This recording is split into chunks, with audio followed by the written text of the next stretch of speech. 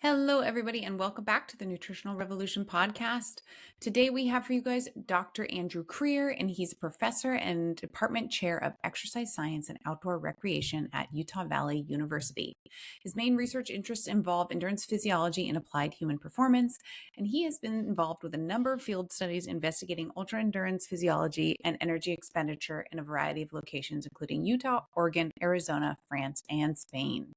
Dr. Creer also works closely with several athletic teams at UVU, monitoring aspects such as body composition and performance nutrition, and is performance nutrition consultant for several prominent members of the local running community. This is such a fascinating episode. We dove into his literature here on what happens during an ultra in two male athletes that he focused on and studied, and the week following. And it was very eye-opening. So enjoy the listen.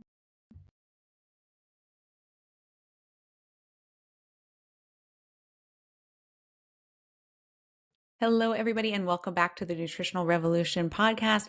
We have for you guys Dr. Andrew Creer. Thank you so much for joining us. Pleasure. I'm Pleasure to be on. yes, we're gonna super nerd out today. I am so stoked to talk to Andy. This is gonna be a fun one. But before we get to learn about all the ultra running nutrition, let's jump to your two truths and lie before we maybe spoil any of them. So I'm gonna have you break this down for me. All right. So three things in no particular order. Perfect. 2 are true, 1 is not true, and it's up to you to decide, Okay. or up to you to guess which one. So number 1, in no particular order, uh, I resuscitated a beta fish using CPR. Okay. Wow. Number 2, I was detained by security for several hours in the Moscow airport. Oh, okay. And number 3, back in my high school days, I was in a punk band called the Choir. Okay. I love it when So good guests, luck. yeah, I love it when guests do things where you cannot research these things about the guest. Like you can't find this on Google. Unless maybe you shared it in another podcast or something like that. But yeah, who knows? Resuscitated a beta fish using CPR. That's fascinating. And security in Moscow. I feel like that certainly could happen. But having your background, I feel like maybe you were doing maybe you were like in a lab. How do you know that a beta fish needed CPR? CPR circulates blood, but then the fish is out of water. Hmm. I'm keeping the beta fish. I feel like is a lot. Hints. I Yeah. know you're fishing for hints. Mind the pun. Fishing for hints? Is that a hint? Well, you're fishing for hints. Mind the pun. But Okay. yeah, I'm not I'm giving you anything. Yeah, for some reason I think that beta fish thing is a lie. But that's what I'm gonna go with. But don't tell me the answer. We're gonna find out if you were in a punk band or not. And all that good stuff, detained and all of it. Okay, we'll reveal that at the end of the episode for our listeners. So hang tight, listeners. But today we're going to break down one of your lovely studies here that came out in April of 2025, I believe. And before we do you want to share with us a little bit about what drew you into, I guess, this field of research, but also in the endurance space, and then kind of looking at ultra marathon distance? So just going back originally, Yeah.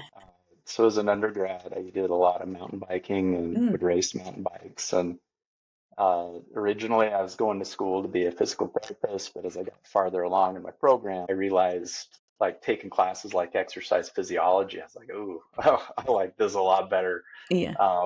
And so ditched PT school, got my master's degree working with Alan Parcell over at BYU, which is just down there. I'm like pointing like you have a reference for my direction. But it literally is just a Yeah. couple miles that way. Perfect. And then from there, uh, I worked with Scott Trappy at Ball State University, and then did a postdoctoral fellowship. And a lot of that, of course, was muscle physiology, uh, and sometimes working with athletes Mm. doesn't pay the bills. So of course, we were funding other projects, but deep down inside, we all had this fascination with athletes, and so Yeah. we would do studies where we could involving athletes, and then yeah, I just when I got here, I started finding myself surrounded by people who were doing these ultra marathons. And for me, I'm fascinated by just ultra endurance physiology. Um, and so, uh, had a couple friends that got into it. I've been going to races for over 8 years now, and just trying to collect data. Field research is very difficult. Yeah. We'll talk about some of the challenges of that Yeah. today. But I've tried different things, but always the number one question that I've had was just okay, how many calories are we actually expending in these things, Mm. um, and how does that correlate to how much athletes consume? Mm-hmm. Um, and so that's where the kind of the interest initially came from, and then the question arose, and then uh, just a couple of years ago. So I've known Brent Ruby for a long time, and Brent was an invited speaker at a regional Southwest ACSM, Mm. or it's a regional meeting for the American College of Sports Medicine. And he saw me in the hotel lobby. We sat down, we started talking, and yeah, I told him some things that I was trying to, and he's like, oh, yeah, we can do that. And so then the collaboration started, Cool. and that was the genesis of Amazing. this. Yeah. Yeah. I'm very excited to learn about it. So, the article for our listeners is titled Total Energy Expenditure and Intake During a 161-kilometer Mountain Ultra Marathon.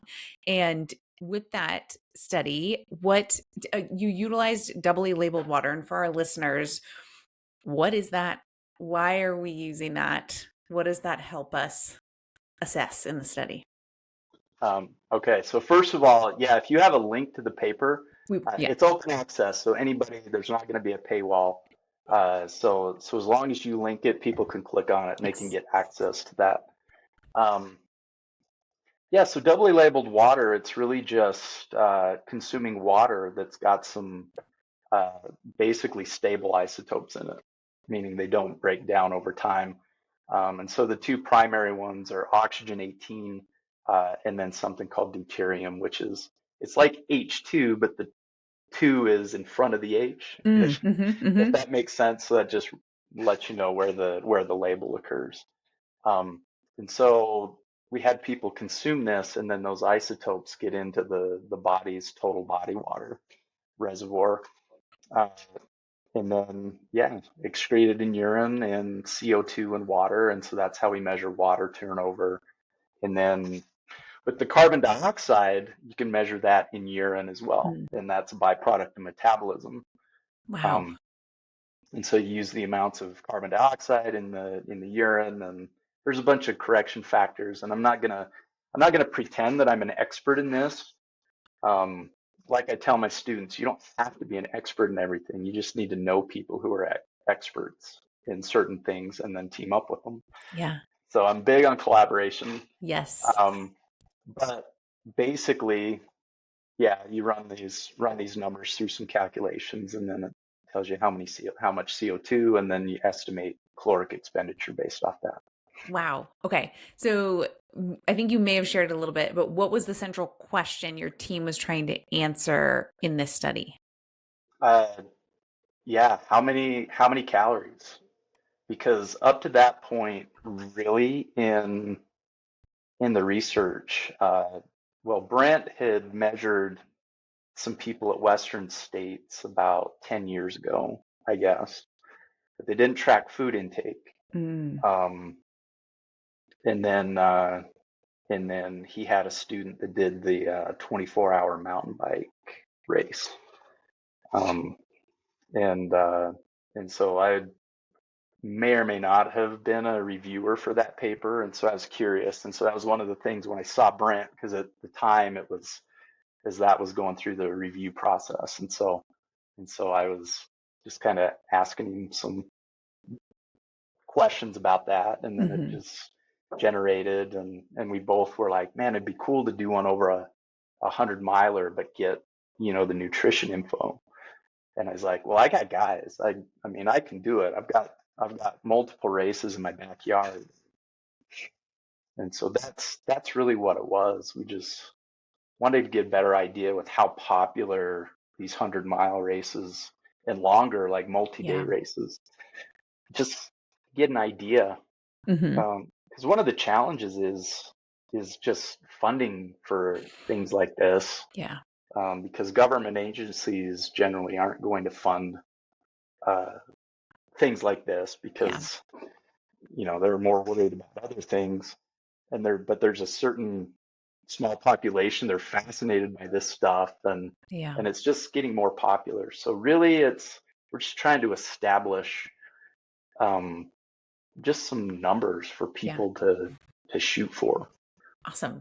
I think, yeah, I'm super excited. So, for our listeners too, why is doubly labeled water utilized or preferred method versus what your Garmin watch is telling you from an energy expenditure lens? So the nice thing about it is if you go back and you look through your metabolic equations, I mean, CO2 is the byproduct. Hmm. And so it provides a little more accurate representation because it's not impacted by cardiovascular drift Mm. or things like that, right? And so it's a more direct, I guess you could say, more of an absolute Hmm. idea of what caloric expenditure would be. And Cool. so and so that's that aspect of it. Yeah. But at the same time, with your Garmin, you can maybe go back and look at caloric expenditure during different phases of the race or things like that. Hmm. Uh, but with doubly labeled water, you can't. It's just one absolute value over the course of that period. And so that's the one thing you can't go back and say, man, I wonder how many calories I expended from like with Wasatch, from Lambs Canyon, which is halfway Hmm. up to Brighton, which is a pretty steep climb. Yeah. I wonder how many calories I expended there compared to, this part that was more of a Mm. downhill section. Hmm.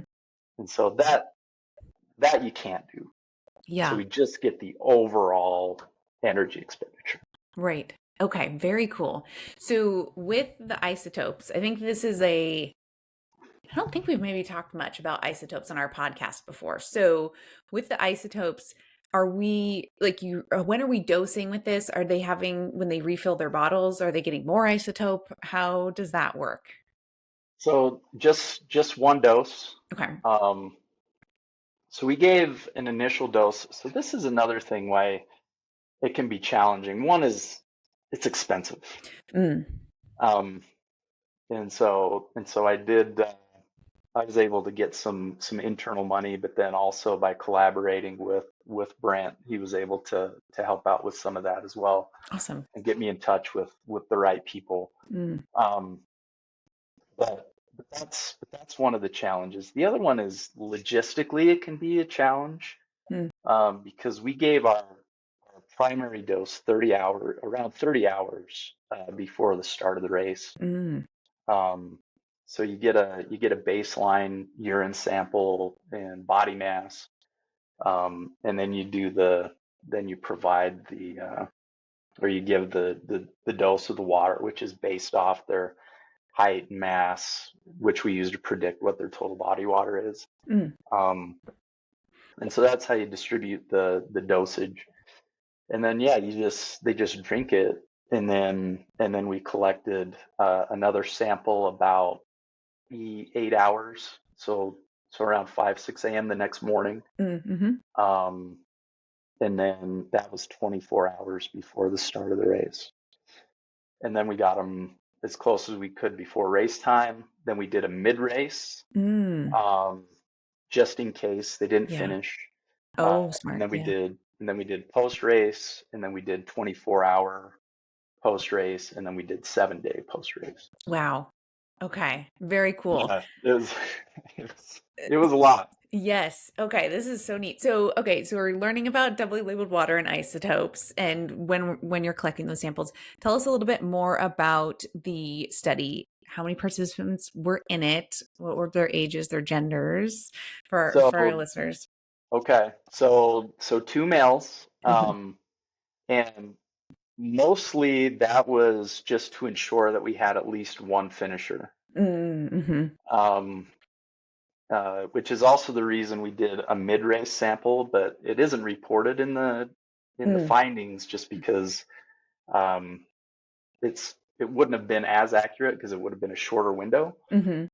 but it would have given us something if either one of them or neither of them finished. At least we would have had something. Yeah. And so that's why it's a two-person case study as opposed to a one-person. Mm-hmm. We're just trying to cover our bases Mm-hmm. with that. And with throughout the study, are you also collecting and monitoring calories consumed? Yes. Okay. And are Yep. you having to factor in like the thermic effect of food, or does the isotope and that CO2 loss is that does that capture that naturally? Yeah, that's a great question. It does capture it, but if you think about the types of foods that they're eating, it's not. Uh, Huge. yeah, we're not. I think it'd be negligible, Mm-hmm. to be honest. And so I'll say that I'm not sure if it's being captured by the Mm. water, Mm. but for me it wasn't a concern just because the type of foods that they're eating, Yeah. um, probably that overall impact is going to be very, very low. Mm-hmm. And so how are you with these two athletes? How are you, is it just you or there's multiple people on the race day tracking these So things? so I was there, and then my colleague Dr. Melanie Kelly Mm. was there, um, and then I had two undergraduate students Nice. Okay. that were there, and so they were so for each. It was almost like a little pit crew if you've ever watched Hmm. like Formula One or Yeah. NASCAR. So we only got to see them at 3 points Hmm. during the race. Of course, we dropped them off at the start after we did our baseline race collection. Then we got to see them at about mile 30, about mile 50, and then about mile 70, and then we saw them at the finish. Mm. So each time they'd come through, we did a little survey, tried to get them to, or first they'd empty their pockets. We got Hmm. race wrappers and things that they ate. And then we had a little survey and tried to get anything that they ate that wasn't in their little wrapper Mm. pile. Hmm. Um, and then we did that at each stop. But we also got a urine sample at each one because we Hmm. were looking at specific gravity Hmm. just to use as an additional way to track hydration status. Yeah.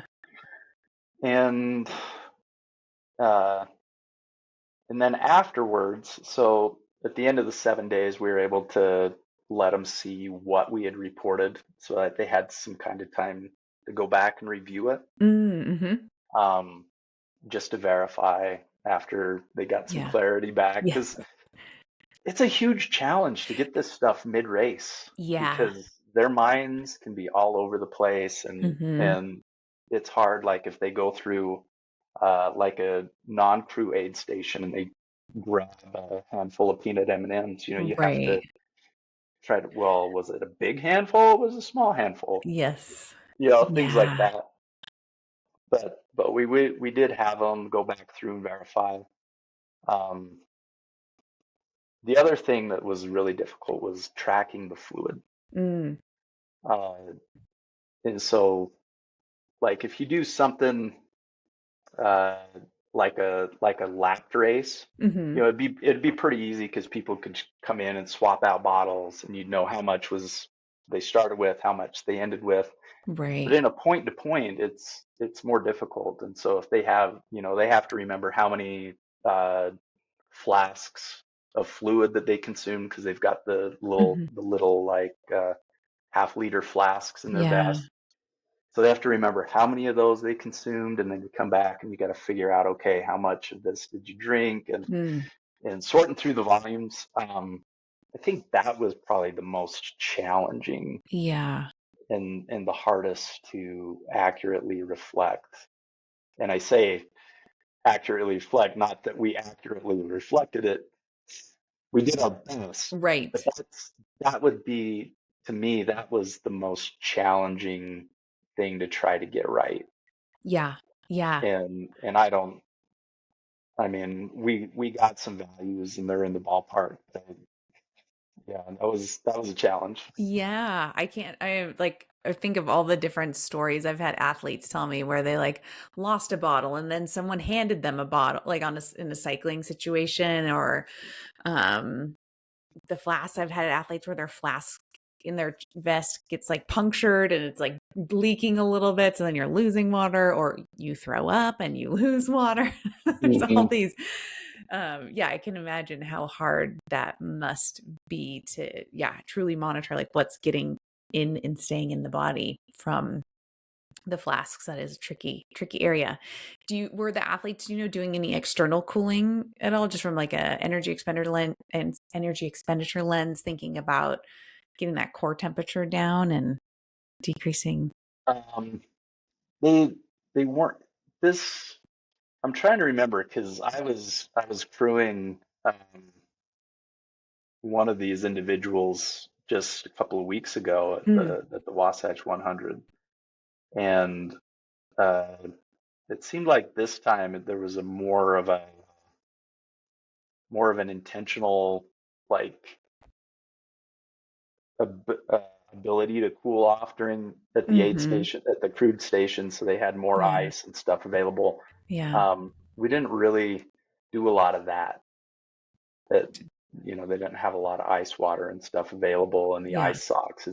It's crazy how much things have changed just in the last 2 years Yes.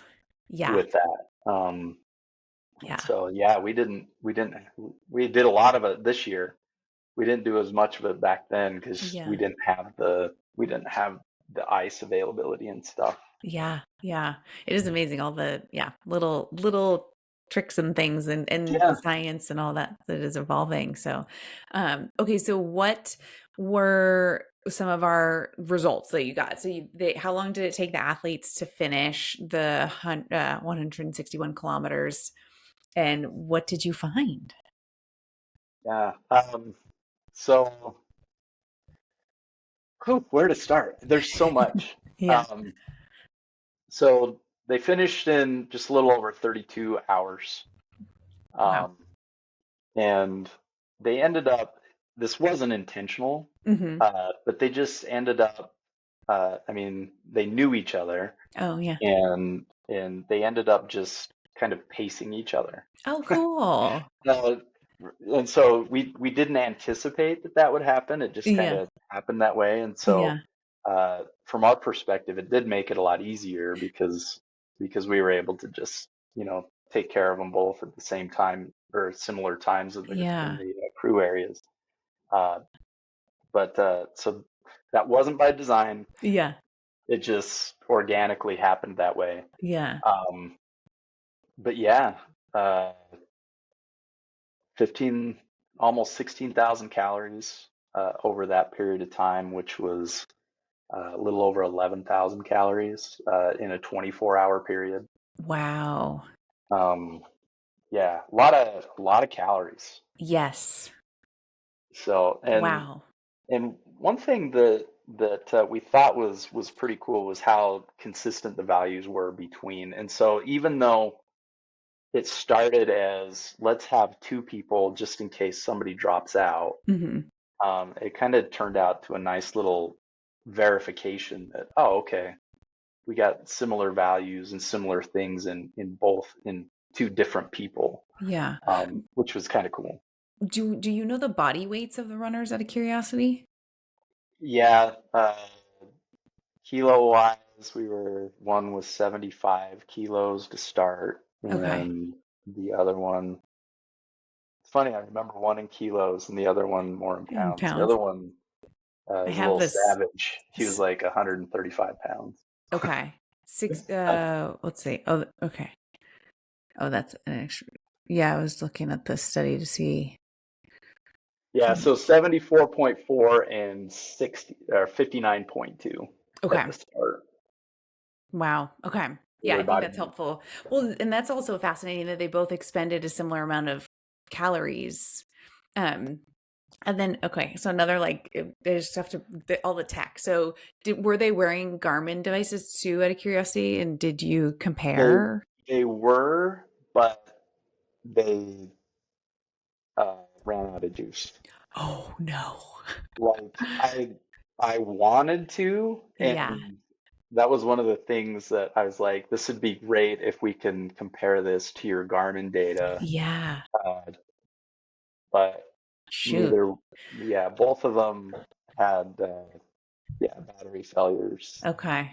Yeah. during at the point during the race where we couldn't really Yeah. piece things back together. Yeah. I mean, Yeah, 32 hours of that putting your was watch on is, that was tough. yeah. But I did compare because the year previously, one of them had their Garmin file, Oh, okay. um, and I know there was about a 20%, which I thought was really interesting because that's generally, if you look in the literature, they say it's plus or minus 20%. Mm. And that's about what the difference was, Oh. from the previous year where Mm-hmm. it was about an hour longer Okay. over the course of the race. Wow. Huh. Um, Yeah. Do and you recall so if it was over?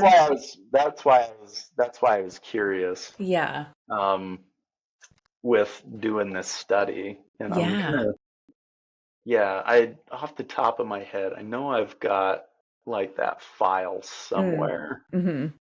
but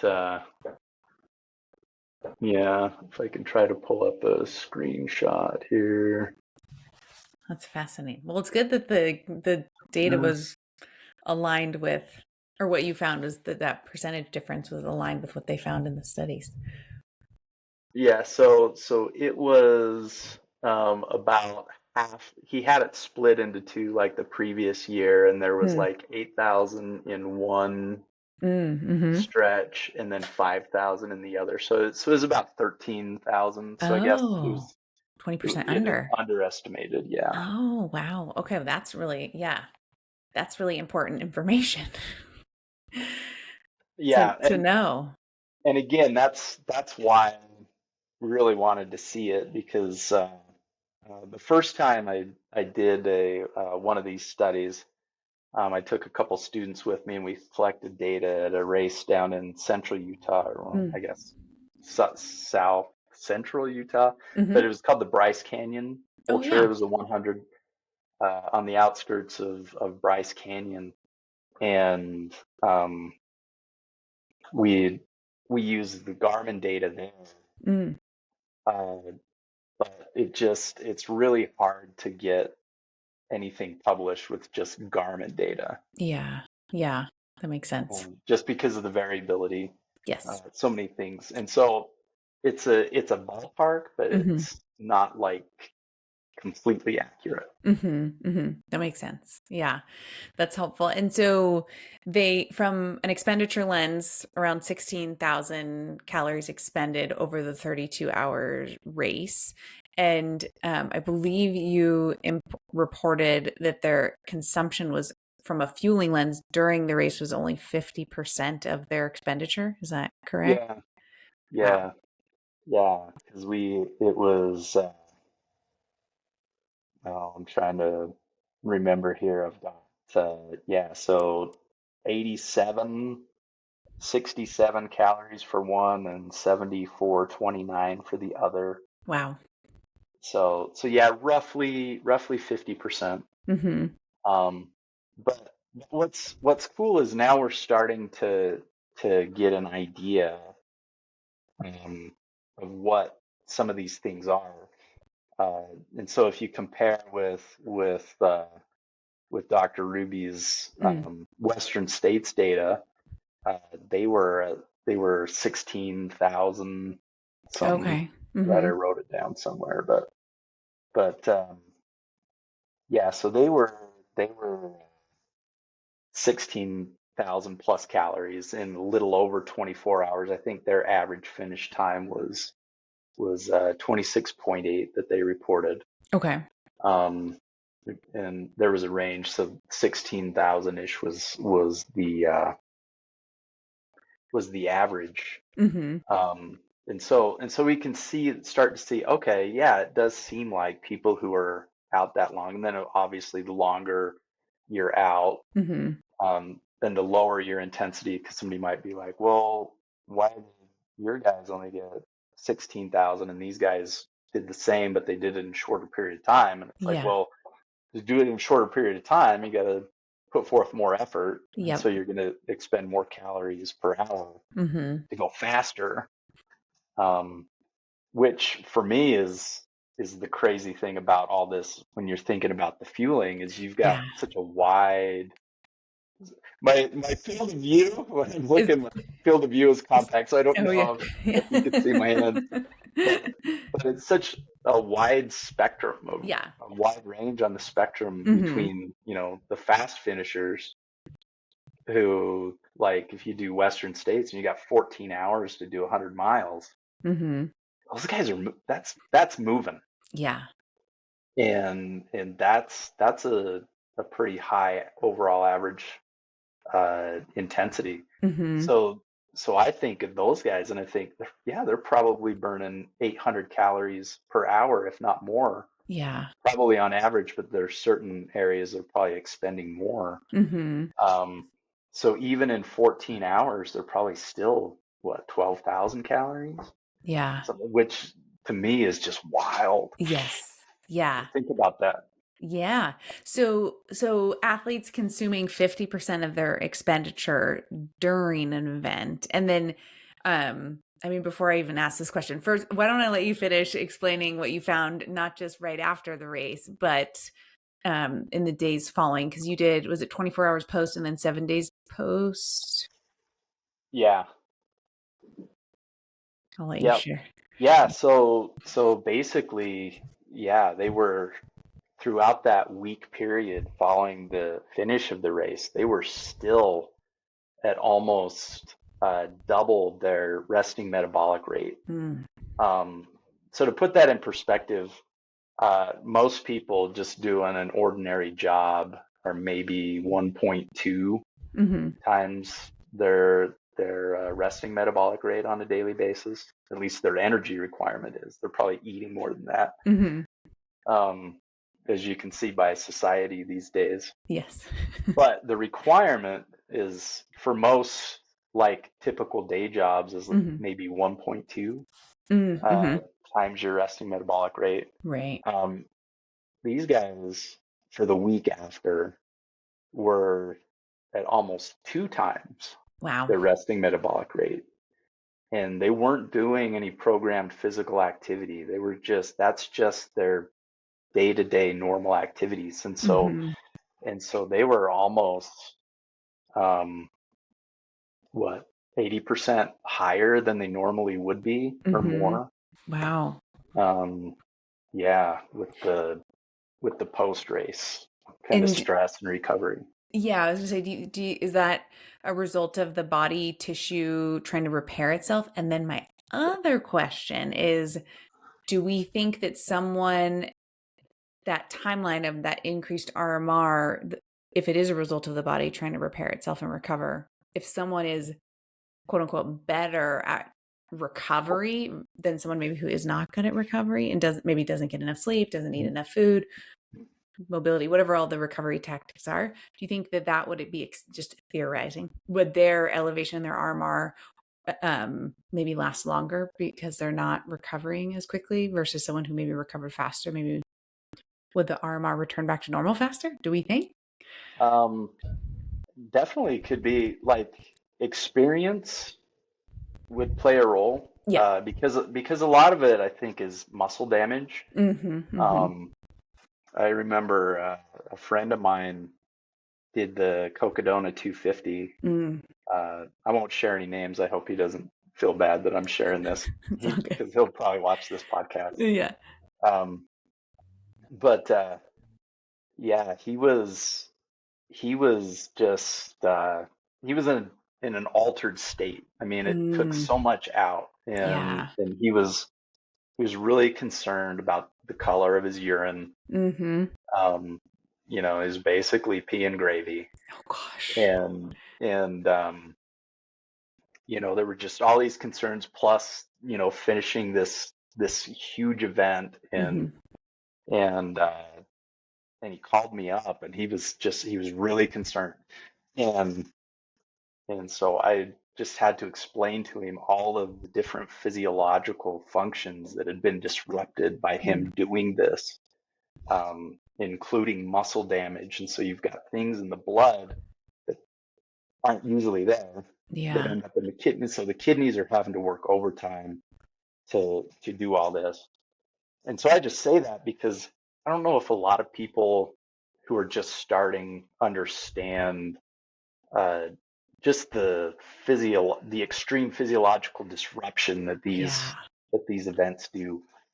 And with practice and time, you know, your muscles adjust. Mm-hmm. And so you get better at handling some of these, and your body does seem to adapt to these kind of stresses. And so I think someone who's accustomed to the stress, yeah, they're probably going to recover better than someone who's just experiencing it Mm-hmm.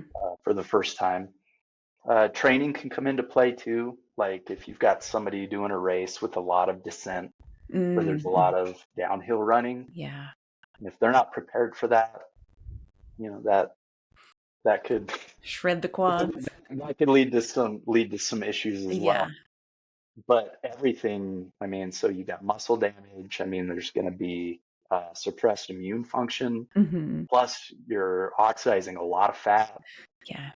uh, with that, and I mean, protein, um, just messing up the protein balance. So there's a lot of things that need to be addressed at the Mm-hmm. end. And maybe if you're experienced, you can get through that a little bit quicker. Mm-hmm. But even the experienced people, they're gonna, yeah, there's certain things that now we see that, oh yeah, your body still needs twice as many calories almost as it normally would on a normal day just to recover from that. And Yeah. I think that's what it is, just the physiological disruption. You've got muscle repair, you're trying to clear things out of your blood that aren't supposed to be there. Mm-hmm. You've got to build back up your immune system. You got to, you know, get all of your water soluble vitamin storage back Yes. up and all of your soluble vitamin storage. I mean, I don't know if it's that way with the water soluble. I know with fat soluble vitamins, you can kind of store them as you Mm-hmm. need, but there's just so much Yeah. that happens. And I think that's what the coolest thing about this was. The idea was, okay, let's see what it takes to run one of these things. Mm-hmm. The fact that we really stretched it out for 7 days, mostly because Dr. Ruby was just curious if we could still pick up isotopes 7 days Mm. after something like this. Yeah. And so that was the original thought. So it was really, I don't know if you'd say serendipity, but one of the coolest aspects of this study came about just out of a curiosity that had nothing to do with the findings necessarily, if that makes sense. Yeah. And so you look at that and it's like, oh yeah. And so I see, you know, these articles pop up. Yeah, you got to eat. And I'm like, huh, that's fascinating research. I wonder who, oh wait, that's our study. Yeah. Uh, it's like Alex Hutchison did that Oh yeah. line. Like I saw the headline and I was like, oh wow, somebody else is doing this stuff. And I'm Yeah. like reading through and I was like, oh wait, that's our study. Yeah. That's Yeah, so rad. that's so Yeah. cool. Yeah. Well, Um, I think, yeah, it points to a lot of what athletes naturally experience too post a race like that in terms of hunger cues and what their bodies telling them, right? And from a standard, lab equation, well, not lab equation, but calculation, right? You'd look and say, okay, this athlete's resting. Here's your, rest day targets from a caloric calculation. But when we factor in, maybe you've just created a 50% deficit relative to your race that you just did, and then there's that additional tissue damage. So, and that increase 2 times RMR on a rest day. How in practice now, what do you think athletes should be doing from a recovery lens? Do we have is there an evidence-based protocol for like a refeed following events like this, or what do we think? Not that I could find. That doesn't Yeah. mean it doesn't exist. Yeah. Uh, but I've been looking around. Um, David Neiman, he published something a few years ago related to just like immune system recovery. Mm-hmm. Um, but but as I was reading through that, it seemed like that would be pretty good guidelines or pretty good baseline. Yeah. Um, and some of the things that he pointed out was one, make sure you get carbohydrate intake in, Mm-hmm. Mm-hmm. um, just to help reduce, stress hormones like cortisol, things like Yeah. that. Get the glucose back up and normal. Um, and after something like this, it's not necessarily you're trying to get it in for muscle glycogen recovery, because most people aren't going to go out and be doing uh, Right. stressful exercise after this. I think it's more, yeah, for the recovery purpose, just to get back to Mm-hmm. homeostasis. Yeah. Um, and then one of the other things that they pointed out was foods with a lot of polyphenols. Mm-hmm. So fruits and vegetables. Yeah. I I mean, there's a lot of different things. I usually just tell people just eat stuff with a lot of color. Yes. Get some fruits and vegetables with color. That seems to help. Um, and then yeah, omega threes. So Yeah. your oily fishes, you know, some of the nuts like walnuts, things like that. Mm-hmm. Um, so ultimately, just like a just a good balanced diet. You're just Yeah. gonna probably need to eat more. Yeah. Um, and I would probably focus a lot on protein as well. Yes. Yeah. Yeah, certainly. I think it's fascinating because so many of the athletes we've had on, when we ask them what they're feeling following a race, so many of them, and I have different theories about this, but this is interesting. I'd be curious what your thought is they're always like, I just want a salad. I'm like, and I think there's a bit of, I'm over all the sweet carb stuff. But I also wonder if it's a natural signal too from the body, like you need antioxidants. Like, Yeah, it kind of makes sense, yeah, It's weird, but yeah, sometimes you just want a salad, yes, need some Sometimes just roughage, um, some it, greens. it could be like I haven't seen any data that would support that, but Yeah, definitely, I mean, anecdotal information is like the first step, right? right. Yeah. That leads to other investigations, and Hmm. it wouldn't surprise me at all if that's, because sometimes cravings are your body's way of saying it needs Yeah. something. Right. Yeah. Um, Yeah. So following an event like this for a listener, in reality, like they do say it's a 50K or 100K or 161K. In the days following, they should not be eating at a rest day intake. They should be eating in excess to support their recovery and some, it sounds like. mhm. Okay. Yeah, And that yeah, seems, because if it's, yeah, with that increase in, I mean, almost double the caloric requirement for a normal day yeah. as you normally would be. Yeah, so let these people, they can just cut loose, right? Yes. I don't Yeah. I don't know if I'd say just completely Yeah. cut loose, but yeah, eat more. Yeah. But eat good food. Right, right. Yeah. And so do we think if they don't eat enough, are we compromising their recovery? Uh, yeah, I Yeah, think so. I would think Not, so not too. just recovery, but immune function. Yeah. I mean, over time, the body's going to get where it was. Hmm. Uh, but yeah, you could definitely be delaying that. Yeah. Yeah. We don't know, because everything you look at is like, when they're talking about recovery from exhaustive exercise, they're talking about, you know, at most maybe an Ironman. Mhm. Mhm. Yeah. Um, and so any new information we can get about these ultras, and I know more's coming, because I Yeah. know Dr. Ruby was at Western Awesome. this year, and so I'm anxiously awaiting to see, because I think they got Yeah. more people, a wider variety, Awesome. because we're looking at this and we're looking at people who are like mid Mhm. to back third of the pack. Mhm. Um, but I would really love to get like some ahead of the pack people, Yeah. Yeah. so we know, okay, so this is how much it takes if you want to be fast. This is how much it takes if you want to be slow. And then you can start building out a map Mhm. for what people's goals are. Yeah. Because somebody who's finishing in 30 hours isn't going to need to worry about Mhm. consuming 500 calories of food an hour, but somebody who's trying to win Mhm. may need to. Yes. Yeah. Precision Nutrition, Oh, um, yeah. they've been posting some really cool stuff, Yes. and I made a slide. Because we're talking about this in class right now, Oh, fun. and so I made a slide with like the carbohydrate intake of the top 5 finishers, Nice. because 4 of them were precision athletes, and Yep. then Killian, someone else reported his Oh, okay. through something. Yeah.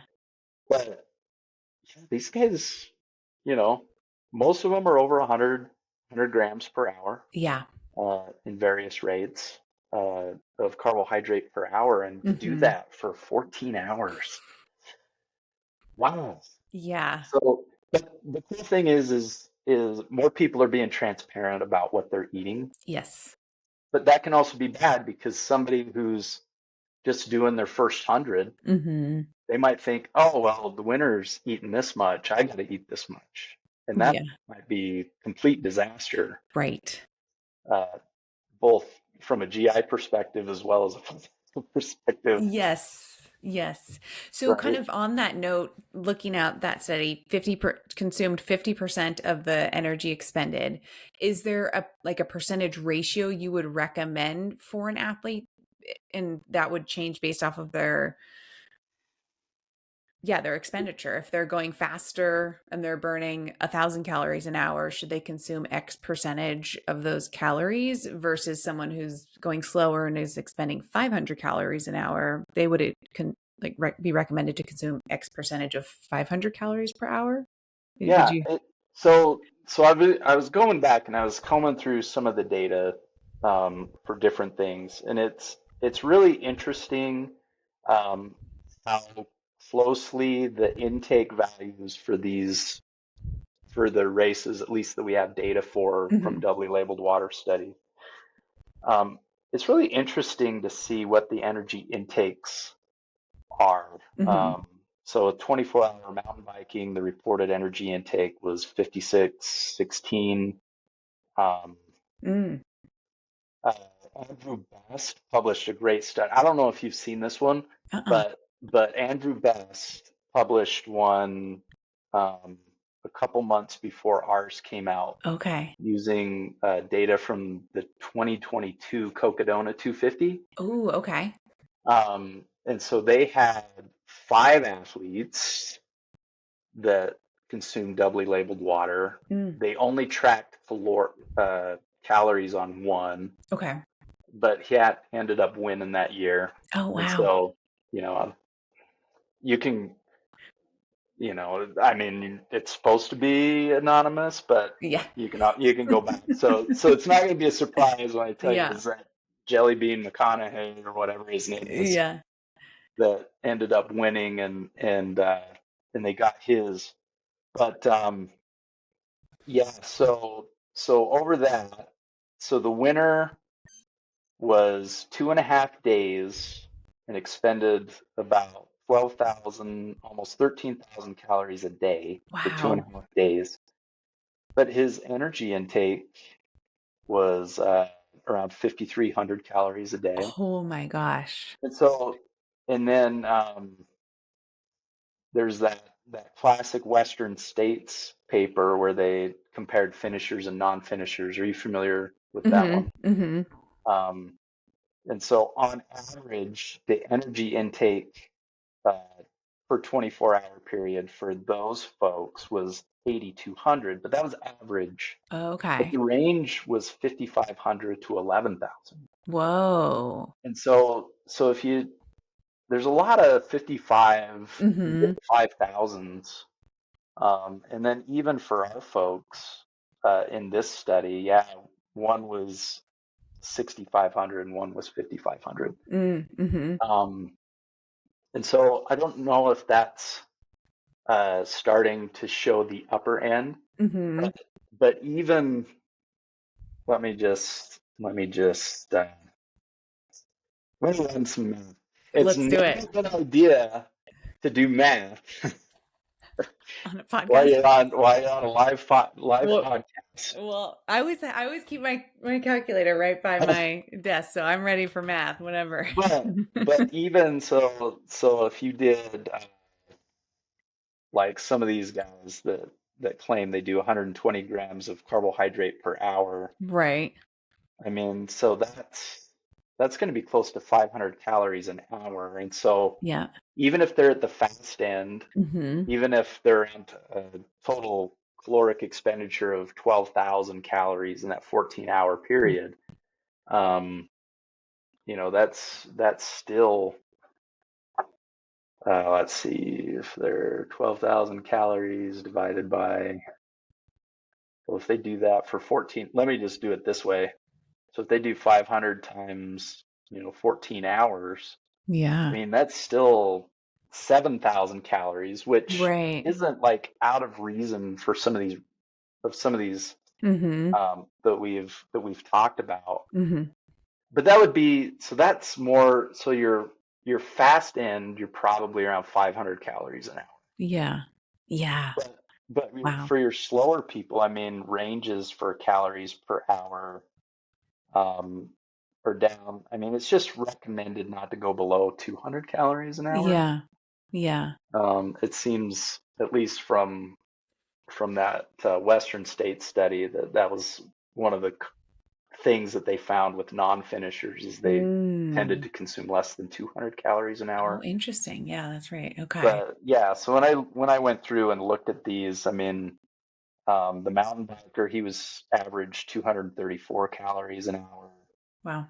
Um, the Cocodona was 226 calories an hour. Wow.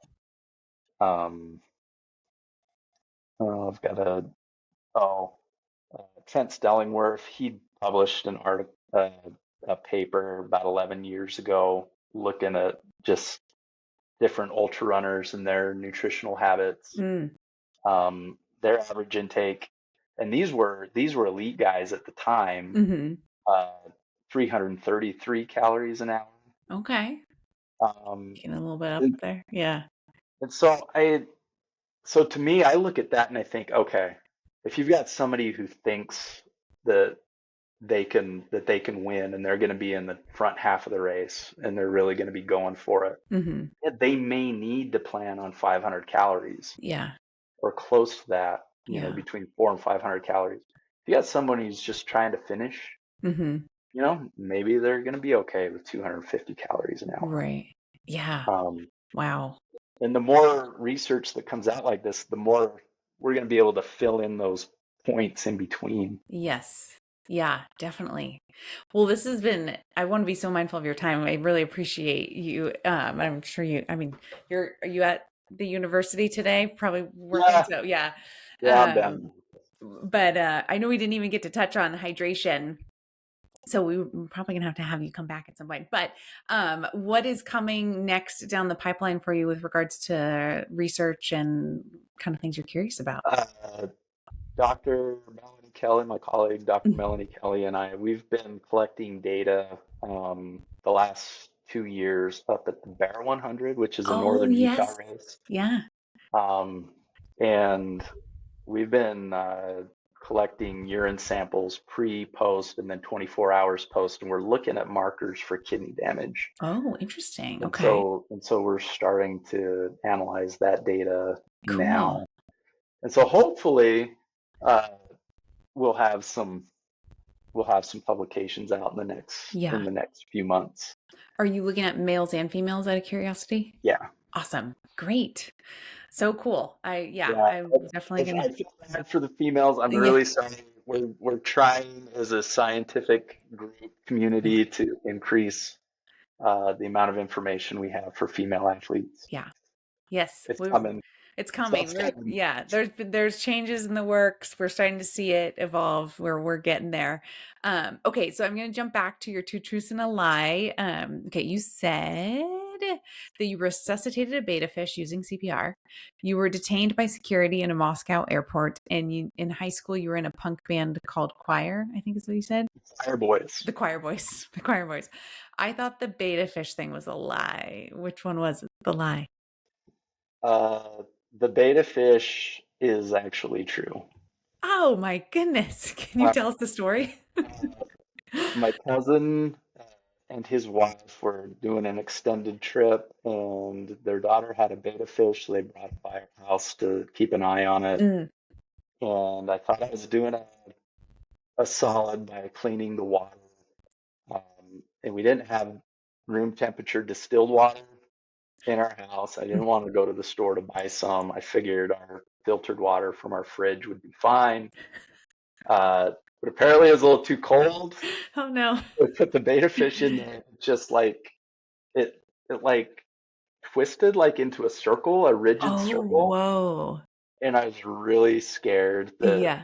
that I'd done it. And so at the time I was inspired by the movie Meet the Parents when he's describing, milking the cat. I thought, I wonder if I can like just like pump, Yeah. if I Oh can my get the gosh. circulation going and revive this fish. And you And did. and I did. Um, and it it was about 24 hours, and then Oh no. maybe not even that. It might have been okay because Yeah. he was swimming around, but he wasn't quite right. He needed something to. Yeah. Oh, And then yeah, we went to bed, and the next morning he was dead. oh man. I did resuscitate him Yes. Okay. using CPR. Okay. No mouth to mouth. No mouth to mouth. Okay, so then which one was the lie? Uh, the punk band. Oh, okay. But so you were detained in an It airport. was, yes. Shoot. You're packing some Yeah, creatine through the airport security or something? it was. So after I graduated with my doctorate at Ball State, I stayed on as a postdoctoral Mm. fellow, and the research we were doing at the time was funded by NASA, and we were getting Oh. muscle samples from astronauts Oh my uh, gosh. before and after their 6 month stay in the space station. Wow.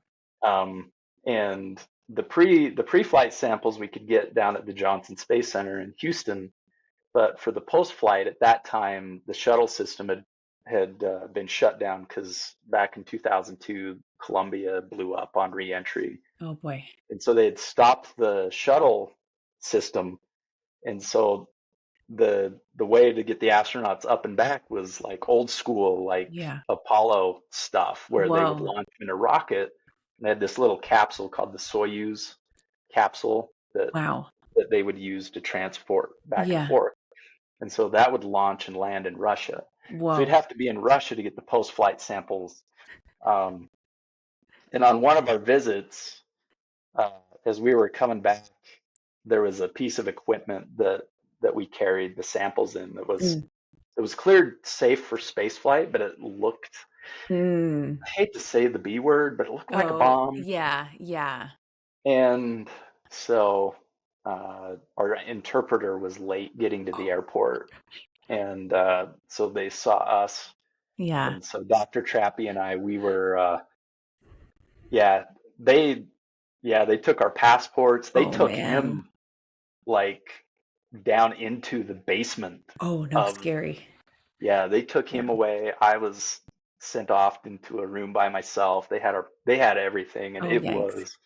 yeah, it was freaky. Yeah. Oh my Yeah. goodness. Gosh. Well, I'm Yeah. glad that you got out of that situation clearly. So, and are doing fantastic research here. So we're super excited about that.